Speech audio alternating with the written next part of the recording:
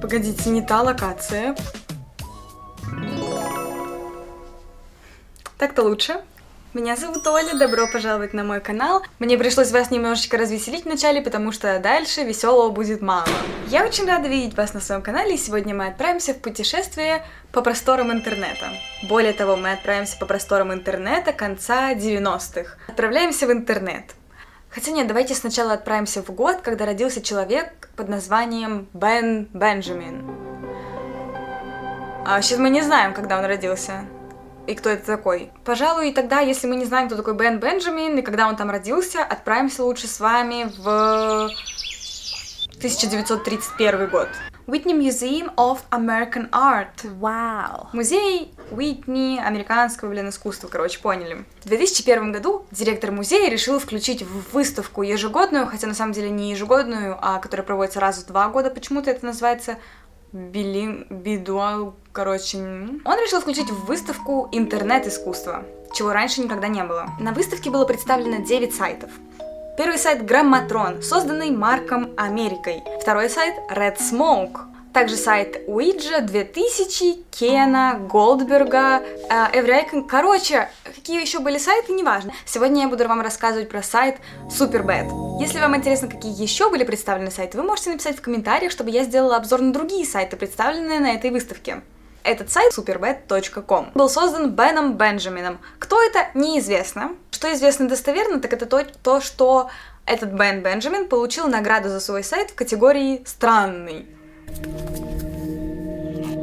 Сайт действительно очень странный. Изначально он создавался не для этой выставки вообще. Выставка была в 2000 или 2001 году, не помню. Сайт изначально он создал в 1997 году. И он был сделан как черновик, /портфолио для каких-то его работ. Там были зарисовки и дизайн проектов для разных каких-то технологических компаний, ноунеймовских, американских. Это было просто, чтобы показать свое, как резюме по вот этим вот работам веб-дизайнерским и всякое такое. И потом, когда вот эта выставка уже началась, он отправил туда этот свой сайт. И мне кажется, что он там очень много чего изменил, потому что если это изначально был просто какой-то сборник не пойми каких работ между собой не связанных, то для вот этой вот выставки нужно было сделать так, чтобы этот сайт стал предметом искусства. Он что-то там дополнил, и мне кажется, что в итоге получилось то, что получилось. Сайт превратился в лабиринт не связанных между собой визуальных каких-то концептуальных подпроектов. В каждом подпроекте есть кликабельный элемент, который ведет тебя к следующему подпроекту. Многие из этих подпроектов не похожи совершенно друг на друга, они никак не связаны между собой логически, это не имеет никакого смысла. Некоторые похожи на игру, там довольно много веб-страниц с элементами игры, как будто бы. Некоторые просто странные, некоторые просто представляют собой какую-то гифку или что-то и не являются никаким ни заявлением, ничего в таком роде, а некоторые откровенно жуткие. Да, некоторые slightly тревожные, но в целом вообще весь сайт, чем больше времени на нем проводишь, тем более жутким он становится. Что интересно, так это то, что некоторые подпроекты включают в себя элементы повествования, которые как будто бы это повествование соотносится с другими подпроектами, другими веб-страницами, при этом оно никак не связано с остальными. Всего страниц, которые являются какой-то частью какого-то лора, этого сайта. Почему я все время делаю вот так? И получается, что некоторые страницы, например, страницы, у которых есть какие-то элементы всего лора вот этого придуманного повествования какого-то, они между собой не связаны. То есть, например, ты находишься на одной странице, в которой элементы сюжета, которые существуют на этом сайте, есть. При этом, переходя на ссылки по ссылке какой-то с этого подпроекта, ты переходишь на другой подпроект, который уже с историей никак не связан. Это просто рандомный. И ты потом туда нажимаешь еще, и так можно бесконечно бродить по этому сайту. И, например, если ты посмотришь 100 веб-страниц, из них только, например, 3 будет связаны вот с этим вот сюжетом каким-то, а все остальные это будут просто какие-то рандомные, вообще непонятные вещи, из-за которых тебе очень скоро начнет становиться некомфортно, потому что этот весь сайт, как будто бы он, в принципе, сделан для того, чтобы ты сначала туда заходишь и думаешь, о, какой, прикол, а потом тебе становится все тревожнее, и это чувство нарастает в тебе, потому что, какой-то стрём. Про этот сайт я узнала, когда мне было, я не знаю, лет 14 или что-то такое. Когда у меня впервые появился ноутбук, мне нравилось исследовать интернет на предмет всяких загадочных вещей, всяких сайтов, все такое, там еще всякие вот штуки, типа, это даже была супер-мега популярна вот эта крипипаста, там еще какая-то, какие-то таинственные сайты, таинственные, блин, штуки, была какая-то фигня, вот это с цикады или что там. Короче, вот это мне очень сильно все нравилось, и я тогда узнала про вот эти всякие сайты, и про Супербет в том числе, и я как-то даже, я не помню, когда я вообще узнала про этот сайт, в принципе, но он как будто бы всегда был в моей жизни. И всю свою жизнь сознательно, ну, как будто бы, вот у меня такое ощущение, я периодически заходила на этот сайт, и я достаточно много знаю про него, потому что я провела там, типа, очень много времени, копаясь по этим веб-страницам маленьким, и исследуя вообще, что это такое за дичь странная, да. Но я никогда не сидела прям и не намеренно не пыталась там, например, так, сегодня я узнаю, в чем там загадка. Такого никогда не было, почему-то я всегда просто заходила, там что-то посмотрела и вышла. И спустя вот столько лет этот сайт для меня стал еще большей загадкой, чем он был изначально, потому что я вообще не понимаю, что это и зачем это нужно, и в чем смысл, есть ли какая-то у этого идея. И самое странное в этом сайте это то, что главная страница этого сайта обновляется до сих пор. Я не знаю, как часто, но как будто бы раз в несколько дней кто-то обновляет главную страницу. Если вы заходите на сайт superbet.com, главная страница всегда будет другая. Ну, не всегда, если они не успели там ее поменять. Кто это вообще делает, я не понимаю. Потому что она нигде не архивируется. Единственное, как можно узнать, как выглядели предыдущие страницы главные этого сайта, это посмотреть на каких-то, ну, всяких форумах, где всякие сумасшедшие люди там обсуждают этот сайт, или у меня спросить. Ну, просто кто-то же это делает, кто-то обновляет эту главную страницу, и зачем они ее обновляют, вообще в чем, типа, суть всего этого, потому что они никакого профита от этого не получают, и они платят за этот домен, и обновляют главную страницу, и это даже не прикольная какая-то вещь, и у этого всего на самом деле как будто бы реально нету. Я не знаю, это даже не знаю, короче, что это такое и зачем это надо, но я вам расскажу все, что я знаю про этот сайт. Итак, давайте с вами отправимся в путешествие по этому сайту. Вперед. Мы переходим на сайт. Главная страница выглядит не так, как обычно, она как раз поменялась, потому что она периодически меняется, и это очень странно. Сразу же начинаем с вами блуждать по сайту, смотрим, и в какой-то момент очень скоро мы с вами натыкаемся либо на пчел, либо на мясо, либо на багажник машины. Да, багажник машины. С багажником машины там вообще, конечно, очень все интересно. Пчелы. Что мы знаем про пчел? Они убили голову сумасшедшего мальчика. Не ожидали такого, да? Я не знаю, что сказать. Если очень долго ходить, в какой-то момент начнешь замечать, что периодически проскальзывают какие-то пчелы, инцидент с пчелами или что-то связанное с пчелами. И это так все становится еще более тревожно. Ну, с мясом-то, понятное дело, это сходу уже сразу тревожно. Там кто-то что-то пишет про какое-то мясо, все сразу стрёмно. Но с пчелами как будто ты не подозреваешь, что это все приведет к такому, потому что выглядит это все так довольно безобидно, а потом вы приходите на веб-страницу, в которой описывается вот этот инцидент того, как ребенок самоубился пчелами.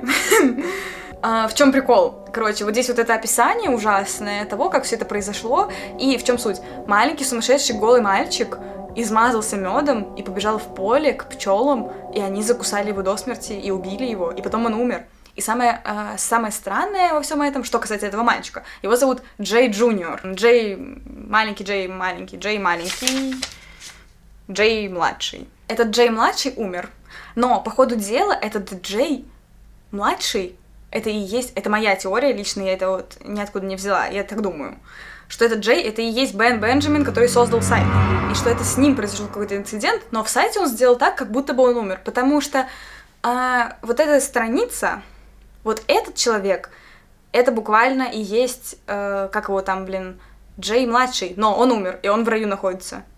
В чем тут логика, в чем смысл, в чем посыл, я не понимаю, я не знаю, но это точно Джей Джуниор, но уже взрослый и умерший в раю, который сидит, я не знаю. Ладно, проехали. Короче, с пчелами понятно, что ничего не понятно, и очень стрёмно, и вообще странно все это. Но есть несколько страниц про этого Джея младшего, в которых описываются какие-то рандомные вещи про этого Джея младшего. Там, например, вот эта история, которую он написал в детстве, про какого-то монстра, который, с Марса откуда-то прилетел на Землю, и он был какой-то зеленой обезьяной монстром, или что там, я уже не помню, но он начал, хотел подружиться с людьми, а в итоге на него напал Капитан Америка, и Капитан Америка его убил, или он его убил. Кто-то кого-то убил, и потом все было, не очень весело. Также есть еще из персонажей лора Супербеда, этого сайта, это тетя и дядя. тетя Вивьен. Эта тетя, она очень странная, как и все в этом сайте. Дядя еще тоже в стране, и еще есть один чел. Вот это вообще я, нашла недавно. Я до этого не знала. Естественно, я знала и про тетю, и про дядю, и про пчел, и про маленького мальчика, который умер от пчел. Но я не знала до этого момента. Причем я не знаю как, потому что это существует на этом сайте. Как я этого не замечала, не знаю. Ладно, окей, хватит интриги. Очень странная, мерзкая история. Как его там звали? Мистер Хабрис. Мистер Хабрис на одной из страниц там описывается, как будто бы это письмо этого мистера Хабриса маленькому Джею, где он говорит то, что «Йоу, знаешь, там однажды мы со твоим дядей Джеем и с еще каким-то челом рандомным, вообще неважно с кем, мы типа с ними как-то очень сильно напились. Твой дядя Джей, он типа упал, как будто потерял сознание, он упал нет, там вообще еще хуже, он типа упал со стула, ударился башкой и типа вырубился, да? И они еще все пьяные. И вот этот мистер Хабрис и вот этот еще один друг, они решили, пока он был в отключке, переодеть его в одежду его тети Вив. И сделали кучу фоток, где он, типа, в этой одежде своей жены. Короче, очень странно и как-то, я не знаю, как-то мерзко, типа, и, жутко, как-то вообще какая-то дичь, если честно, да. Он там пишет то, что, типа, они не проявили эту пленку с фотика, и он пишет маленькому Джею то, что вот, ты мог бы, вот я тебе рассказываю всю эту историю, ты мог бы избавиться от пленки и не проявлять эти фотографии, не смотреть там на своего дядю, который в таком положении находится, и типа все на этом заканчивается. Я не знаю, зачем эта страница, что она означает, кто этот Хабрис, потому что его никогда нигде больше не было. Как он пишет письмо этому маленькому Джею, если маленький Джей убил себя пчелами? Ладно, проехали с пчелами, с тетей Вив и с дядей Джеем мы поняли, что тоже ничего не понятно. Там есть некоторые какие-то письма странные от этой Вив, которая пишет, вернее, от дяди Джея, который пишет, вроде он извиняется за какой-то инцидент на Дне Благодарения, и я нашла на форумах, люди в интернете думают то, что он извиняется за инцидент, когда ребенок покончил с собой на этом Дне Благодарения, но мне кажется, что это он не про тот инцидент говорит, потому что, просто вот этот инцидент с пчелами, когда ребенок умер, эта страничка, эта веб-страница, она называется «Инцидент». Но я не думаю, что он извиняется за этот инцидент, потому что это было бы как-то очень странно извиняться за то, что его племянник покончил с собой пчелами. Блин, это так тупо звучит. Может быть, это какая-то метафора или что? Ладно, переходим к мясу. Тетя Вив пишет письмо и говорит о том, что вот все, кто давал маленькому Джею деньги, чтобы он потратил их на мясо, очень жаль, но это вообще все зря было, это вообще какой-то бред. Мы деньги вам вернем, всем, кто хочет, мы вернем вам деньги. А этот мальчик Джей, он собирал деньги на День Благодарения. И она говорит, мы вам все деньги вернем и вернем все мясо, типа то, которое не испортилось. Но здесь, очень непонятно, потому что там есть какая-то meat group, какая-то группа мяса. И что это за группа мяса, непонятно. И там есть еще страницы. Там про мясо вообще там не очень много. И про пчел, в принципе, немного. Там гораздо больше просто не пойми чего, чем чего-то. Поэтому очень сложно вычленить что-то из ничего. Про мясо там есть какая-то страница тупейшая. Про то, что, типа, расход мяса, полезность мяса, что-то про мясо, какой-то, я не знаю, что из какого-то как будто журнала или научной газеты 1995 года, какая-то фигня. Вот, не знаю, что это и к чему это, но это просто, чтобы напугать людей мясом, я уверена. Ничего на самом деле откровенно страшного в этом сайте нету, там только появляется вот такая вот штуковина в какой-то момент, и там, типа, вот вы нажимаете, и она потом через какое-то время пропадает, и там уже другая веб-страница. Но это даже не особо страшно, это просто какая-то тупость. Мне этот сайт очень интересен, потому что моя жизнь как-то с ним всегда была так связана почему-то. И вот сейчас, когда я решила снять про него видео, потому что я посмотрела, и я видела только 2 видео вообще про этот сайт. И мне кажется, что как-то странно, что так мало людей про него знают. И, в общем, когда я собиралась записать это видео, я решила разобраться, чтобы было о чем рассказать, я решила разобраться в истории. Я не разобралась, потому что истории-то как таковой нету. Все, что есть в этой истории, это я вам рассказала. А еще же я сказала то, что мясо, пчелы и багажник машины. Это потому что там есть одна веб-страница, которая называется, как она называется, трак, типа, да, багажник. И там сборник огромного количества, не огромного количества, Короче, там просто ссылки на все эти веб-страницы, и там можно, чтобы не гулять вот так вот, тыкая на каждую следующую, можно с вот этого багажника посмотреть кучу других веб-страниц. И в основном все, которые собраны в багажнике, это страницы, которые имеют смысл какой-то, а не просто там какие-то белки, да, или что-то такое там на оранжевом фоне, и вот это все. Это как-то связано с лором сайта. И, короче, поскольку я подготавливалась для этого видео, я решила посильнее так погуглить про это все дело, и я нашла на одном сабреддите про то, что они нашли веб-страницу, которая тоже относится к этому сайту, и которая тоже называется Track, то есть тоже багажник, но самой этой странице, на эту страницу нельзя выйти, если перейти на ссылку superbad.com и пытаться там кликать и искать другие. Так на нее выйти нельзя. Он нашел ее через Google каким-то образом, извне сайта. То есть с вот этого второго багажника можно перейти на вот эти все остальные супербэдовские веб-страницы, но наоборот нельзя. С этих всех веб-страниц никак не попасть на этот второй багажник. В этом втором багажнике ссылки на веб-страницы, к которым тоже нету доступа через superbad.com с оригинала, сайта.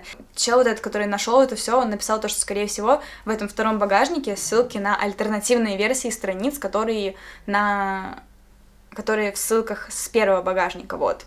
Я оставлю ссылку в описании, если кому-то интересно, посмотрите. Никаких вирусов вы не поймаете, я думаю, потому что я там все покликала, у меня никаких вирусов нету, у меня все нормально, поэтому можете там тоже покопаться, вдруг вы что-то найдете интереснее, чем я уже нашла. Это я все рассказываю к чему-то, и это я рассказываю все к тому, что этот сайт очень мне нравится, он мне очень интересен, мне нравится. Не знаю почему, мне нравится вот эта его загадочность, какая-то там прикольность с этими веб-страницами, с лабиринтами, по которым надо путешествовать. И, в общем, он занимает особенное место в моем сердце, и я решила то, что я хочу сделать свой собственный такой сайт-загадку, лабиринт, с какой-то историей, с какой-то что-то очень прикольное на HTML, JavaScript и CSS, тоже типа такой же сайт, я хочу, чтобы это был такой же формат, где ты переходишь на главную веб-страницу, и с нее через какие-то интерактивные объекты ты попадаешь на другие страницы, и там бла-бла-бла-бла-бла. Но я хочу, чтобы это не с одной веб-страницы ты можешь перейти только на другую, а чтобы там, например, было 3 интерактивных каких-то объекта, вот этих, которые сами являются ссылкой, из которых ты можешь перейти, и ты, переходя, нажимая на разные эти, ты, на разные, типа, концовки выходишь или что-то в таком роде. И я хочу, чтобы там было зашифрованное послание и все такое, поэтому я уже сейчас доделываю свою новогоднюю игру, про которую я говорила, что я ее делаю. На следующей неделе я выложу видео, где я показываю свою игру крутую, чтобы вы все могли поиграть в мою прикольную игру, потому что она просто ужасно очаровательная, я ее обожаю. И потом я начну работать над своим вот этим проектом, который будет... Это не будет копия Супербэда, но это будет что-то в духе Супербэда, но прикольнее, потому что мне кажется, что этот Супербэд... Ну, конечно, Супербэд не прикольный, если его сделали больше 20 лет назад, то он уже какой-то, Хотя нет, он на самом деле прикольный, потому что у него такие вайбы типа винтажности. Короче, я собираюсь сделать что-то типа такого, что можно исследовать, побродить там. Только я хочу, чтобы он был еще лучше, и чтобы там было много, всяких прикольностей. И это будет мой прогресс во фронт-энд разработке. Поэтому мое видео «Мой прогресс во фронт-энд разработке. Часть 2» будет как раз-таки про мой сайт, который будет типа как Супербэд. Вот. Но это не сайт-визитка, не резюме какое-то с использованием React, а это именно какая-то непонятная лабиринтовская сайт-загадка. Собственно, вроде как это все, что я хотела сказать. Всем спасибо за просмотр. Если вам понравилось это видео, поставьте лайки, можете подписаться, если хотите. Если вы знаете какие-то загадочные сайты, то оставляйте в комментариях эти сайты, потому что мне нравятся всякие загадочные сайты, но не какую-то тупизну, там, типа крипипасты и что-то страшное, а что-то именно очень интересное. Вроде бы все. Вроде все. Всем пока. Вам не кажется, что мой внешний вид становится все более экстравагантным? Тут еще такая штучка. Просто захотелось чего-то принарядиться. Никаких других поводов, кроме как снять видео, у меня нету, чтобы принаряжаться, поэтому пользуемся моментом, так сказать.